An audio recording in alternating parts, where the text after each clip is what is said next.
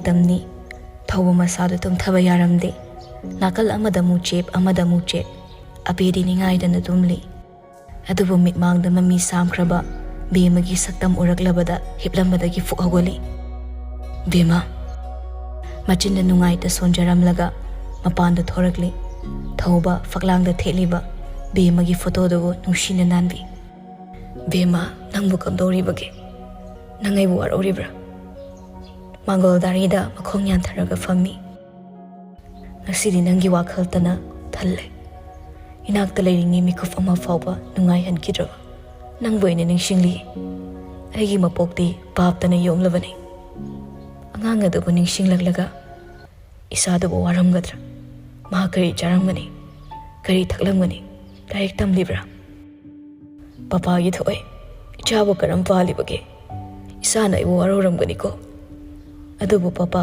nang munushi da bani natte इथादा चेना कोलगा थमनिंगी अदुबु फटलुदबा इना इचागा खाइनो हाइना तमख्रे नंगदा पापागी खोंगल अमुक्ता दिलिबिरौ कबा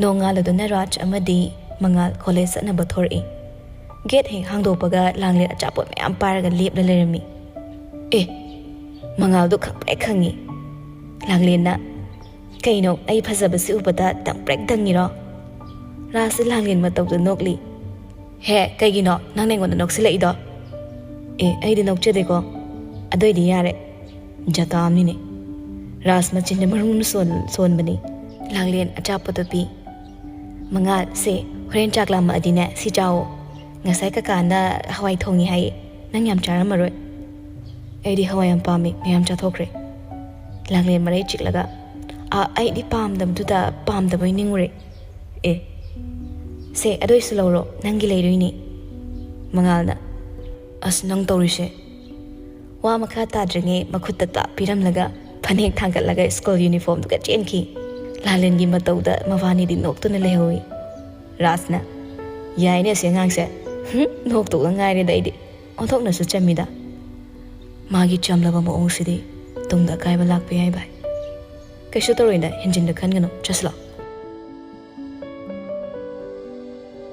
classroom hek changi tawbada khangauda nupi amaga thengsinaki nupi do makok kanna paisilaga makha da phom thaki ras amadi manga yengnaraga ngak leramlaga mangal tappa wahina kayam soke mangalgi khonjal tazaraga nupi do tapna mamai no khacharai adubo mitka michana ngak leiki nupi do tumin lei mangal bu yengsaraga as moi swai se sono chatpiam leida khanghodana sat haidoki nupi dana a keiba mangalna kayam soke haiba thamoi do ina sokle e changsakrage mangal classroom da changki ba kaino ba ko phajano loire rosina as yare nawale lene namito uri ke pamlano chansina as kok tage thengsilam dana ko ibema masina bu yaraba aine nupa te ke su khanbidre bema nupi wakhal changma nupa na te ko pura asadoni aine kok tambire loire dui wabo as yare changsla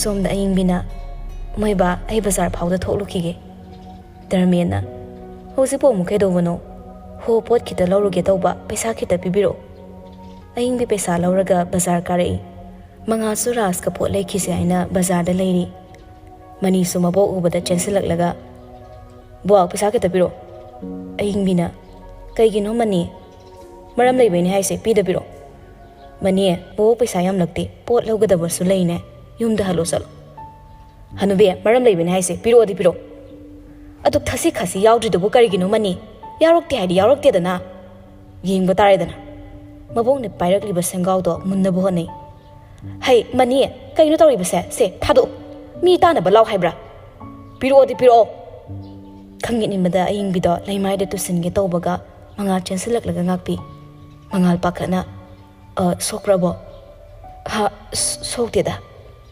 mangalna abo kai kausarakpada nushini yingse mangalna ras abok semta paibiuse ras da ingbegi makhut sammi mangal sauna sengau do mullaga oi nangna pangal solibi hansida tori shi kaino nang kyam phawu machano manina Kaigino nang naigi lambida su am yet papiriba. Mangalna nang se yengnaruradi inaw pagumbani ai khuthaningde yam tana mafam sidagi lakho. Mani sauna oi han se kanano khangbra. Mangal sauna lauri han se agi abokne. Ahingbi mangal gi wahida mapi sin thakiba khangaude. Mani sauna ahingbida khudom singlaga hanubi nang yumda yoroko khangibana adugi hero saba nang masu mani aina kaido ngam gi habdo namit tikni yeng mani sauna yenglam laga chatki mangal sengau du halda piranga abok se hosiki dubo aboki kanano hosiki dubo atai kana sunate da hegi suni ras ngakna aduga kaigi abok potok tamthina ahing mi mapi sin thai abok madugi pakhumdo piba ngamden he mangal ahing bigi mapi tai thopiranga abok se kapkanu nungai di isugi mingna kari kauba abok ai ming mangal aduga marup sigina ras ha mangal kari lamdagi moirang de ngaktani moirang harakpadagi ngaithong maksinki abok su thimbira mo haibra yaranida abok ne auto ma tum sathrage mangal auto pharaga sidoin hanbiro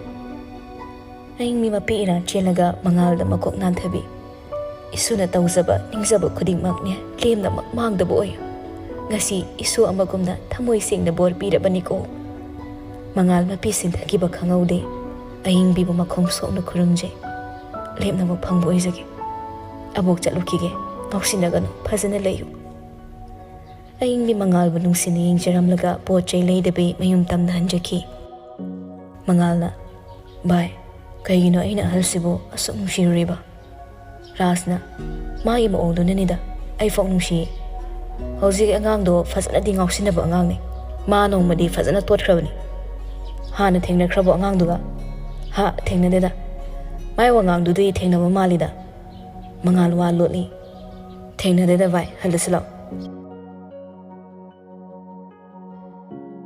Numidang matamni thauba halakringi mama chaksangna chak thonglibadagi manakta sauna changaklaga mama aise boki masuna tabra kaidori sa thoi aina bazar da thengnabada chak lambari pisa kita piyona abom ni niraga aibu mi kawra phuanba aise masuna tabra abe ngakna ha ichaba mani mapira cheli hoi mama ayam pede aisu mi atai gumna mabokna masulong luna tawda pami mina masugi da ma chapo libibado aisu pami macha nungsibagi maina chumara khanglakte ahing bi warauki ima nangsena bukchela to kyam pikpako mama ayam pende haisini ko icha thoi kaisu khanganu se icha gi da mama leri basidi icha gi aningba apamba mana soidana thungangani isadi mama gi mani ne mani kadan ahing bi manglaga lei darmena kaidore mo ongli dubo ahing bi thoki thodok to lirami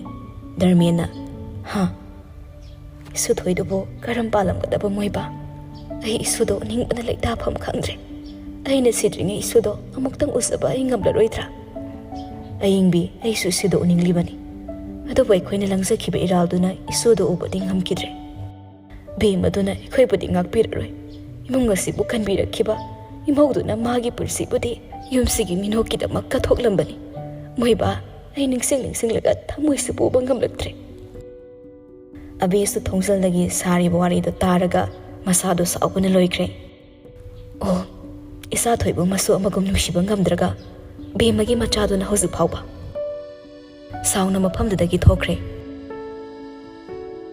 sanari bawari da taraga abe sauna thoraki numitu dagi horaga darmen amadi aying bibu ying thiba dum makhawraki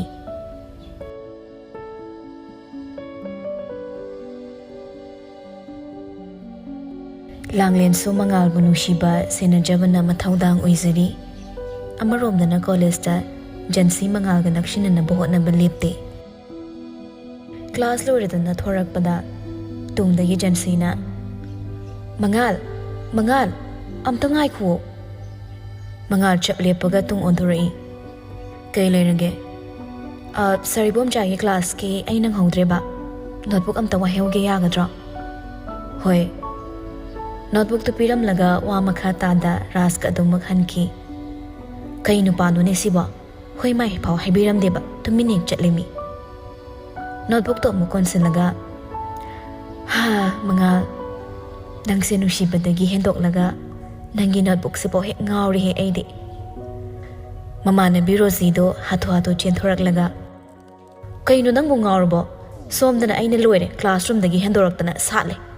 Aduga mo daki ano ngay nilaramino. Jansi nok petaw na. Si kanagi no kangbra. Rosie ngak na. Kanagi. Kayo nung sibagi ni. Ha? Rosie may akara galay. Handang na muka na anong siba no. As luwere, luwe kay nagre ko. Hawzik din na. Ay githamay mga kakta ngay zere. Ay ginong siba. Masana bu yara bo. Yara kong bani, kuidoro bani. Tauro zingayda, angam-angamba, ay di ying na bamit pali hay doni. Yari halas lao, ngasi din na notebook se kola ganung ay ni. Kolo, chiye na he konselo. Nok ta na mayumdahan na raki. Numidang gichak saba matam yoro doon na chana bukom na ragle. Langlin sa chen taraglaga. Mangal, ako'y chicken thongi, nangi purak pa ni, kanang pisanu ko. Ras na. Ibema, nabung ko'y so nung padok ti haraw-haraw pisaw da na. Langlin na. Is kadar khan, mangal sarok da nang naloy na, no ta na chadoy do'y niya. Mangal nok laga. Aday haibino, among chaw yada da na. Ras na. Yare, nabani so. Pagtre, ay na chabiri sa naray bok pora ba ni. Langlin na.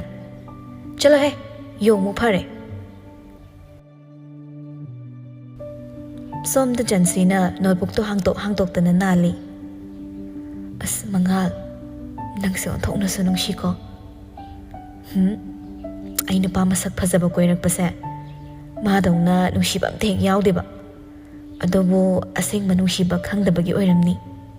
Asay ngawri, mangal da pong ngawri. Notebook to chiya na mo konsali. Matam kradi hauki langlin sa tuyap tagadabagi kan na hotnari. Ayama matamda mangal ka tatok tasan taw ni. Shandi numit ka ayuki matam ni mangal razen bukaw-kaw na changagli. Pabong lay bibro. Mem chat horak laga. Hayma, mangal nang pabong di barum da lay di kay daw ragi chabo. Ima, hausi ayong bukta kung mong gitaw ba ni. Bubukta gi pisa kita lor gitaw ba.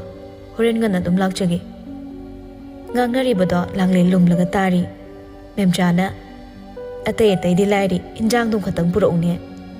Hoy ma purake. Razen magkog day thokla thorai. Mangal pabong kau budi kay na ba? Mangal na. Pabong yung bukta muta kumjaro gitaw ba ni. Amok nga nalak siyagi. Kari tabak lairi ginang bo. Mangal tap na. Pabong paisa kita lor gitaw ba ni. Ato ba lairi di pabong dagi lawro da na. Iyar ni pabong, bubuk su uda kuira ba, uningi pabong. Ho, fare, nganta na halang na ba chalo. Tanjado da langlin su khali, chensilag laga. Papa, ay sa chat ni. Mangal na. Razen na. Jat hoy biya, kay daw ba no? Mi atho ba ni hari ba si di? As ay na chat ni di chat ni. Ay sa henjang hiklo doy ni, photo ka kapadoy ba? Mangal na. Pabong, ay mong chalo kige. Langlin na. Kay no, milak ni ay sa tada bro. Memcha nok laga. May ba, yaw sa rasano.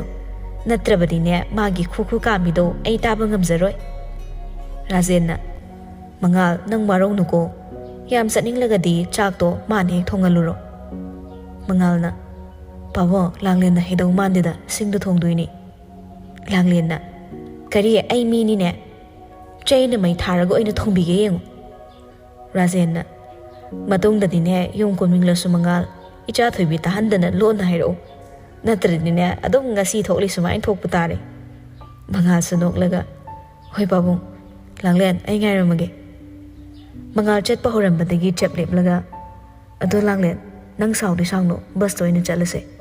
Ado ganya nangi makak to di shat laga no ko, bubong chay bini. Asi hayram mga nok laga chat ki. Set piroy na. Langlin so haraw na chensin jaki. Memcha na. Moy ba, ay sa thoy may thong na tari ba, mangal nung sibagi mamise, may iksing na uri, masibo. Ay sukhangi pum nama. Mangal apaba ngang ni, matiksoy da na chaki ni. ꯑꯩꯈꯣꯏꯅ ꯇꯥꯜꯂꯤꯕ ꯃꯌꯥꯝꯁꯤꯕꯨ ꯏꯆꯥ ꯊꯣꯏꯕꯤꯒꯤꯅꯤꯅꯦ ꯀꯔꯤꯕꯨ ꯋꯥꯠꯈꯤꯅꯤ ꯌꯦꯡꯉꯨ ꯍꯧꯖꯤꯛ ꯏꯆꯥ ꯊꯣꯏꯕꯤ ꯃꯥꯅ ꯁꯦꯟꯅꯔꯒ ꯇꯥꯛꯄꯤꯕꯗꯒꯤ ꯃꯍꯩꯁꯨ ꯈꯔ ꯐꯒꯠꯂꯛꯂꯤꯕꯁꯤꯅꯤ ꯉꯥꯎꯁꯤꯟꯅꯕ ꯅꯤꯁꯥꯗ ꯂꯨꯞꯄ ꯅꯨꯄꯥꯗ ꯂꯩꯈꯤꯒꯗꯕꯒꯤ ꯁꯔꯨꯛꯅꯦ ꯃꯉꯥꯜꯗ ꯂꯩꯖꯈꯤꯕꯅ ꯁꯔꯨꯛ 100 ꯍꯦꯟꯅ ꯐꯩꯗ ꯏꯁꯥꯒꯤ ꯑꯅꯤꯡꯕꯗꯗꯤꯅꯦ ꯑꯩ ꯀꯩꯗꯧꯅꯨꯡꯗ ꯈꯨꯠ ꯊꯤꯡꯖꯤꯜꯂꯣꯏ ꯃꯗꯨꯃꯛꯅꯤ ꯑꯩꯅ ꯄꯥꯝꯖꯕꯁꯨ ꯃꯣꯏꯕ ꯂꯥꯡꯂꯦꯟꯁꯨ ꯂꯣꯏꯁꯤꯟꯕ ꯂꯣꯏꯔꯒ ꯍꯔꯥꯎꯅ ꯆꯦꯟꯊꯣꯔꯛꯇꯨꯅ ꯄꯄꯥ ꯄꯩꯁꯥ ꯀꯔꯤꯒꯤꯅꯣ ꯕꯁ ꯕꯔꯥ ꯆꯥꯝꯃꯅ ꯌꯥꯔꯅꯤꯀꯣ ꯅꯣꯏ ꯅꯋꯥꯗꯣ ꯍꯦꯛ ꯇꯧꯔꯣ ꯑꯗꯨꯗꯤ ꯃꯦꯝꯆꯥꯅ ꯃꯣꯏꯕ ꯄꯤꯕꯤꯈ꯭ꯔꯣꯕ 500 ꯆꯠꯄꯤ ꯈꯔ ꯄꯤꯊꯣꯔꯛꯏ ꯏꯆꯥꯅ ꯑꯄꯥꯝꯕꯗꯣ ꯇꯧꯊꯣꯔꯛꯎ ꯆꯠꯂꯣ ꯑꯗꯣ ꯉꯥꯎꯁꯤꯟꯅꯒꯅꯨꯀꯣ ꯂꯥꯡꯂꯦꯟꯅ ꯑꯩꯕꯨ ꯏꯃꯥꯟꯅꯕꯤ ꯑꯝꯇꯒ ꯀꯣꯏꯂꯥꯡ ꯂꯥꯡꯕ ꯆꯠꯄ ꯇꯧꯈ꯭ꯔꯕ ꯌꯨꯝꯗ ꯑꯗꯨꯝ ꯂꯥꯡꯖꯕ ꯑꯩꯈꯣꯏꯗꯤ ꯔꯥꯖꯦꯟꯅ ꯍꯣꯏ ꯏꯆꯥꯗꯅꯤ ꯆꯠꯂꯣ ꯆꯠꯂꯣ ꯉꯥꯏꯔꯝꯂꯅꯤ ꯊꯦꯡꯂꯦꯅꯦ ꯅꯨꯡꯉꯥꯏꯅꯤ ꯕꯁꯇ ꯈꯨꯟ ꯆꯠꯂꯨꯒꯦ ꯂꯥꯡꯂꯦꯟ ꯆꯣꯡ ꯆꯣꯡꯅ ꯆꯠꯈꯤ ꯃꯆꯥꯒꯤ ꯃꯇꯧꯗ ꯃꯃꯥ ꯃꯄꯥ ꯑꯣꯏꯕ ꯑꯅꯤꯗꯣ ꯅꯣꯛꯂꯒ ꯌꯦꯡꯖꯍꯧꯏ ꯃꯉꯥ ꯂꯥꯡꯂꯦꯟꯅ ꯊꯣꯛꯂꯛꯂꯤꯕ ꯃꯇꯧꯗ ꯃꯃꯥꯏ ꯂꯩꯊꯣꯛꯇꯨꯅ ꯅꯣꯛꯂꯤ ꯃꯉꯥ ꯆꯠꯁꯤꯜꯂꯛꯑꯣ ꯑꯩ ꯕꯁ ꯇꯣꯡꯒꯦ ꯑꯁꯨꯝꯅ ꯃꯕꯥꯅꯤ ꯈꯨꯡꯒꯪ ꯇꯝꯅ ꯂꯥꯛꯆꯔꯒ ꯊꯣꯡꯒꯥꯜ ꯀꯥꯟꯁꯤꯜꯂꯛꯂꯦ ꯅꯣꯏ ꯗꯥꯏꯅꯥ ꯄꯨꯟꯕ꯭ꯔꯣ ꯄꯨꯟꯗꯦ ꯑꯩ ꯍꯥꯟꯅ ꯆꯪꯗꯣꯏꯅꯤ ꯂꯥꯛꯑꯣ ꯗꯥꯏꯅꯥꯁꯨ ꯃꯉꯥꯜ ꯎꯕꯗ ꯃꯃꯩ ꯐꯦꯠ ꯐꯦꯠ ꯍꯥꯏꯔꯒ ꯆꯦꯟꯁꯤꯜꯂꯛꯏ ꯂꯥꯡꯂꯦꯟꯅ ꯄꯨꯔꯥ ꯐꯠꯇꯕ ꯍꯨꯏꯅꯤ ꯃꯁꯦ ꯃꯤ ꯈꯜꯂ ꯈꯜꯂ ꯈꯣꯡꯕ ꯑꯣꯏꯅ ꯇꯧꯔꯗꯅ ꯃꯄꯨ ꯃꯁꯛ ꯈꯪꯕꯒꯤꯅꯤꯗ ꯆꯪꯉꯁꯤ ꯂꯥꯛꯑꯣ ꯕꯨꯕꯣꯛ ꯕꯨꯕꯣꯛ ꯊꯕꯥꯅ ꯏꯃꯨꯡꯗꯩ ꯊꯣꯔꯛꯂꯒ ꯏꯁꯨ ꯊꯣꯏ ꯂꯥꯛꯂꯦꯗꯅ ꯑꯧ ꯕꯨꯕꯣꯛ ꯊꯕꯥ ꯂꯥꯡꯂꯦꯟꯗ ꯑꯃꯨꯛ ꯉꯛꯅ ꯌꯦꯡꯂꯒ ꯅꯨꯄꯤ ꯃꯆꯥꯁꯤꯅ ꯀꯅꯥꯅꯣ ꯕꯣꯛ ꯄꯥꯕꯨꯡ ꯔꯥꯖꯟꯒꯤ ꯃꯆꯥꯅꯨꯄꯤꯗꯨꯅꯤ ꯍꯩꯃꯥ ꯏꯁꯨꯁꯨ ꯄꯨꯔꯛꯂꯕ ꯃꯁꯛꯄꯨ ꯅꯨꯡꯁꯤꯈ꯭ꯔꯦꯗ ꯀꯔꯤ ꯃꯤꯡ ꯀꯧꯒꯦ ꯏꯁꯨꯕꯣ ꯕꯣꯛ ꯑꯩꯔꯣ ꯂꯥꯡꯂꯦꯟ ꯀꯧꯏ ꯑꯩꯒꯤ ꯃꯤꯡꯁꯨ ꯐꯖꯕꯅꯤ ꯊꯕꯥ ꯅꯣꯛꯂꯒ ꯐꯖꯩ ꯏꯁꯨꯒꯤ ꯃꯤꯡꯁꯨ ꯑꯣꯟꯊꯣꯛꯅ ꯐꯖꯈ꯭ꯔꯦ ꯃꯉꯥꯜꯅ ꯄꯩꯁꯥ ꯂꯩꯔꯗꯤ ꯈꯔ ꯄꯤꯌꯨ ꯀꯌꯥꯅꯣꯅꯦ ꯑꯩ ꯇ꯭ꯌꯨꯁꯟ ꯇꯧꯕꯒꯤ ꯂꯩꯕꯗꯨꯁꯨ ꯄꯣꯠ ꯂꯩꯊꯣꯛꯈ꯭ꯔꯦ ꯍꯣꯁꯇꯦꯜ ꯄꯩꯁꯥ ꯈꯔ ꯋꯥꯠꯂꯤꯕꯣ ꯊꯕꯥ ꯑꯋꯥꯕꯗꯣ ꯃꯅꯨꯡꯗ ꯂꯣꯠꯁꯤꯜꯂꯒ ꯃꯥꯏꯊꯣꯡ ꯃꯣꯃꯣꯟ ꯅꯣꯛꯅ ꯍꯣꯏ ꯍꯣꯏ ꯁꯤꯡ ꯑꯈꯥꯏꯕ ꯂꯩꯈ꯭ꯔꯕ꯭ꯔꯣꯕꯣ ꯌꯥꯝꯗ꯭ꯔꯕꯅꯤ ꯈꯌꯥꯝ ꯈꯥꯏꯔꯝꯃꯣ ꯍꯣꯏꯕꯣ ꯃꯉꯥꯜ ꯃꯐꯤ ꯍꯣꯡꯗꯣꯛꯂꯒ ꯃꯅꯤꯡꯂꯣꯝ ꯊꯣꯛꯈꯤ ꯊꯕꯥ ꯄꯩꯁꯥ ꯊꯤꯔꯨꯒꯦ ꯈꯟꯅ ꯂꯥꯡꯂꯦꯟ ꯅꯪ ꯉꯥꯏꯍꯥꯛ ꯂꯩꯔꯝꯃꯨꯀꯣ ꯑꯕꯣꯛ ꯑꯁ꯭ꯋꯥꯏꯐꯥꯎꯗ ꯊꯣꯛꯂꯨꯈꯤꯒꯦ ꯂꯥꯡꯂꯦꯟ ꯇꯞꯅ ꯕꯣꯛ ꯄꯩꯁꯥ ꯈꯔ ꯊꯕꯥꯒꯤ ꯃꯈꯨꯠꯇ ꯄꯤꯔꯝꯃꯤ ꯂꯥꯡꯂꯦꯟ ꯀꯔꯤꯒꯤꯅꯣ ꯁꯤꯗꯤ ꯅꯁꯨꯕꯨ ꯂꯥꯟꯅ ꯂꯧꯕꯤꯒꯅꯨ ꯃꯉꯥꯜꯗ ꯄꯤꯕꯤꯌꯨ ꯑꯕꯣꯛ ꯂꯧꯕ ꯉꯝꯃꯣꯏ ꯊꯝꯖꯤꯟꯖꯧ ꯏꯁꯨ ꯕꯣꯛ ꯑꯩꯁꯨ ꯅꯁꯨꯒꯨꯝꯅ ꯈꯟꯕꯤꯌꯨ ꯃꯁꯤꯒꯤ ꯄꯩꯁꯥꯁꯦ ꯃꯉꯥꯜꯒꯤꯗꯃꯛ ꯅꯠꯇꯦ ꯑꯕꯣꯛꯀꯤꯗꯃꯛꯅꯤ ꯑꯩꯗꯤ ꯑꯕꯣꯛ ꯑꯃꯒꯤ ꯃꯤꯅꯨꯡꯁꯤꯗ ꯀꯔꯤꯅꯣ ꯍꯥꯏꯕ ꯃꯁꯛ ꯈꯪꯂꯛꯇꯦ ꯃꯄꯤ ꯏꯔꯥꯃꯨꯛ ꯆꯦꯜꯂꯛꯂꯒ ꯑꯩꯕꯨ ꯁꯦꯟꯅꯕꯤꯕ ꯑꯕꯣꯛꯅ ꯑꯩꯕꯨ ꯅꯨꯡꯁꯤꯕꯤꯕ ꯑꯕꯣꯛ ꯍꯥꯏꯕꯒꯤ ꯃꯤꯅꯨꯡꯁꯤꯗꯣ ꯃꯆꯦꯠ ꯑꯃꯠꯇ ꯈꯪꯖꯗꯕ ꯑꯩꯅ ꯃꯉꯥꯜꯅ ꯑꯕꯣꯛꯄꯨ ꯀꯌꯥꯒꯤ ꯃꯇꯤꯛ ꯅꯨꯡꯁꯤꯕꯤꯕ ꯃꯉꯥꯜꯕꯨꯁꯨ ꯑꯕꯣꯛꯅ ꯀꯌꯥꯒꯤ ꯃꯇꯤꯛ ꯅꯨꯡꯁꯤꯕꯤꯕ ꯃꯄꯤ ꯆꯗꯨꯝ ꯆꯗꯨꯝ ꯇꯥꯔꯒ ꯄꯦꯔꯤ ꯄꯦꯔꯤ ꯌꯦꯡꯖꯔꯛꯏ ꯑꯩꯁꯨ ꯑꯕꯣꯛꯄꯨ ꯅꯨꯡꯁꯤꯌꯦ ꯅꯁꯨ ꯑꯕꯣꯛꯒꯨꯝꯅ ꯅꯨꯡꯁꯤꯕꯤꯌꯨ ꯂꯥꯡꯂꯦꯟ ꯊꯕꯥꯒꯤ ꯃꯈꯣꯛ ꯁꯣꯛꯅ ꯈꯨꯔꯨꯝꯖꯩ ꯊꯕꯥꯁꯨ ꯂꯥꯡꯂꯦꯟꯒꯤ ꯃꯇꯧꯗ ꯄꯨꯡꯁꯨꯝ ꯁꯨꯝꯈꯤ ꯂꯥꯡꯂꯦꯟꯕꯨ ꯍꯧꯒꯠꯄꯤꯔꯒ ꯃꯄꯤ ꯇꯩꯊꯣꯛꯄꯤ ꯁꯤ ꯑꯩꯒꯤꯁꯨꯅꯦ ꯉꯁꯤꯗꯒꯤꯅꯦ ꯏꯁꯨ ꯅꯨꯄꯤ ꯑꯃ ꯐꯪꯂꯕꯅꯤ ꯌꯦꯡꯉꯣꯏ ꯀꯞꯀꯅꯨꯁꯦ ꯑꯗꯨꯗꯤ ꯄꯩꯁꯥꯁꯦ ꯂꯧꯁꯤꯜꯂꯣ ꯑꯗꯨꯒ ꯑꯩ ꯅꯣꯛꯂꯛꯇꯣꯏꯅꯤ ꯂꯧꯁꯤꯜꯂꯦ ꯑꯕꯣꯛ ꯂꯥꯡꯂꯦꯟ ꯅꯣꯛꯂꯛꯑꯒ ꯕꯣꯛ ꯉꯁꯤꯗꯤ ꯅꯁꯨ ꯆꯥꯛ ꯊꯣꯡꯒꯦ ꯆꯥꯔ ꯑꯣꯏꯅ ꯍꯜꯂꯒꯦ ꯏꯁꯨꯕꯨ ꯍꯩꯒꯗ꯭ꯔꯅꯦ ꯍꯩꯇ꯭ꯔꯁꯨ ꯍꯩꯗꯣꯏꯅꯤ ꯍꯥ ꯑꯗꯨꯕꯨꯔꯣ ꯕꯣꯛ ꯑꯩꯁꯦ ꯁꯤꯡꯅ ꯌꯥꯝ ꯊꯣꯡꯅꯤꯡꯉꯦꯕ ꯃꯩꯒꯗꯣ ꯐꯨ ꯀꯥꯝꯗꯅ ꯊꯤꯗ ꯑꯉꯥꯎꯕꯤꯁꯤꯗꯤ ꯑꯗꯣ ꯍꯧꯖꯤꯛꯇ ꯐꯖꯩ ꯍꯥꯏꯈꯤꯗꯨꯗꯤ ꯑꯕꯣꯛꯅ ꯏꯁꯨ ꯊꯣꯏ ꯀꯧꯔꯛꯀꯦꯀꯣ ꯆꯥꯛꯇꯣ ꯅꯕꯥꯅꯤ ꯊꯣꯡꯃꯤꯟꯅꯔꯣ ꯑꯕꯣꯛ ꯉꯥ ꯊꯣꯛꯂꯤꯕ꯭ꯔꯥ ꯑꯃꯨꯛꯇ ꯌꯦꯡꯂꯨꯈꯤꯒꯦ ꯉꯥ ꯆꯥꯅꯤꯡꯗꯦꯕꯣ ꯑꯩꯗꯤ ꯏꯪꯈꯣꯜꯒꯤ ꯌꯦꯟꯖꯥꯡ ꯆꯥꯗꯣꯏꯅꯤ ꯍꯩꯃꯥ ꯑꯗꯨꯕꯨ ꯍꯥꯎꯕ꯭ꯔꯣ ꯑꯁ ꯕꯣꯛ ꯑꯩꯗꯤ ꯆꯥꯔꯒꯕ ꯐꯪꯗꯖꯥꯠꯅꯤ ꯑꯗꯣ ꯃꯃꯥꯅꯁꯨ ꯌꯦꯟꯖꯥꯡ ꯄꯨꯔꯛꯑꯣꯅ ꯍꯥꯏꯔꯛꯑꯦ ꯑꯗꯨꯔꯣ ꯕꯣꯛ ꯕꯥꯞ ꯑꯣꯏꯗ ꯊꯕꯥꯗ ꯄꯣꯞ ꯄꯣꯞ ꯊꯥꯏ ꯅꯥꯔ ꯃꯥꯜꯂꯦ ꯊꯕꯥꯗꯣ ꯃꯁꯥ ꯊꯦꯛꯇꯣꯔꯛꯏ ꯑꯌꯥ ꯕꯣꯛ ꯅꯥꯕ꯭ꯔꯣ ꯅꯥꯗꯦꯗ ꯑꯌꯣ ꯍꯥꯏꯕ ꯈꯛꯇꯅꯤ ꯂꯥꯡꯂꯦꯟꯗꯤ ꯈꯪꯖꯗꯕꯅꯤꯅ ꯃꯉꯣꯟꯗ ꯅꯣꯛꯆꯔꯛꯏ ꯄꯣꯠꯅꯤ ꯑꯗꯨꯕꯨꯔꯣ ꯕꯣꯛ ꯃꯉꯥꯜꯅ ꯄꯨꯔꯛꯄ ꯌꯦꯟꯖꯥꯡꯗꯣ ꯄꯄꯥꯅ ꯂꯣꯏ ꯂꯧꯁꯤꯜꯂꯤꯕ ꯑꯗꯨꯒ ꯀꯀꯥ ꯍꯣꯏꯗ ꯄꯤꯗ꯭ꯔꯤꯕ ꯄꯄꯥꯅ ꯂꯣꯠꯂ ꯊꯝꯃꯤ ꯄꯣꯠꯅꯤ Ibungodubu onthona buksel chawkhreda isu thoina tambada pumnamak khangi ibungoduga ibemaduga na isagi awatpa kaya menbiri kaisu menedabo kanana bu tongnaribage isugi angang tuition bi tohanbi hostel bara phajana lobide mabo agi wada na bhotnabada pothajaba ngamjadrabani papa sumangal gumna yamna wana honari hai baba na piingeda pupu mabok to lekhidre hai madu maknani ngasi asomna lepa ngamliba aboksu thajai aigini susune nongma natragi nongbadine adumna lepa ngamakhini haiba lepatabne bo adudine abo hensang loisilukige isu thoi loiramlani thajilaklage ko sak thangat bawramlo ensang chani pam hekta thongdo hoi ado ai oina kaurage kadai dano maning lom tho urani da duga hoi bo mangal manak chelak langlen na loidribo kedorage chalase haro nati adudi kaige chaw thong silao bok na thong minar mo hai ni hangam helo aduga chamo thong doi ni ado aduga ne yom chak singzu amaga kainu bo ibe manang se nong ning mana yadra po ni kaige yam nungsiba ha ai bo hoi ni nang na ong se nungsiba nok ning ba phawe ba ai di kai ka khalure kai ama mado nang na khangwe angang oiri masak siga law thongrase nok tana chak thominaro tana chasai thabana ngai hak pothana roko aduga hanna bato thing na hangano hoyebo adoin khol khring silamgi bok ai se enjang heke hoyo isuna puning wa makhe heu as nungai ni adudi ai hek pachale ko bo langlen do hau thadana chenki thabana uthongna su chammi da ko mangalna yam chamni henzang loi phoidat lamtare bo mangal su hau tharaga chenki matawdu da thaba su nok laga lehawi mangan chelak laga langlen nangna pami do kaino hairo ai hek pige bok nai hiu hai hoiba ai ni hek pachaning ro nang bo ai hek pirage ba langlen har ang na maphu mapam chen laga makhut thil laga takle sum lakpana maning da pulli ba sando udama makhai matung han na lakle sandugi mapa hek yobaga sandu su sathi boi bana machi ani do kotuna langlen bu lang thoraki sapu kan na kolakhi bana langlen salla pai thori hoi ma si re mafong khara pai thok laga upsala tarami mangal hengza leng lambadagi pakhane chensile langlen pakhane langling mi masado hogatpi kaidoragi amo photo ka na bhona bada tusilero makhang do pairaga mamit mana usila laure as nui na waro ai kapti khangaba chei ani na kola langa ine khangaba ha mangal gak na yeng thok lubada sanoram baduda ngakti khang ngamda khonjel thok na nong thori langlen mami pangak laga sauna mina naraga nang na thawai ta na nok liduna kai gino ba ai di ba aduro nang se langlen anaba ga kawo makai mamit mana phak to laga ngawa za asiba adubura nang se sanjina nushi manna ko la lang bi liba sire da ide acha punliba sanduda leitum na thomi michang mikai loi hek nai snoi swai se namit na tha ko na adoina ni abok dai dok luge na khangni ba makhwang du pai raga thek tok la jatki mangal di khang mangam thagai nok chara ga lewi thaba su ma to na nok li po ni nga ki ma to makhoi su sat na bang thorakli luire amuk toiba langlen ni phajabada lekhom su pakli injang du su ma na pairi thabana langlen sa kai thel dagi ne mafi marol hongbi ko langlen na abo ya ni da mapa kana na modoli chilne ge ikai bide mau am ta longde hoida isu sidine sakna su phajari sibo aduni bo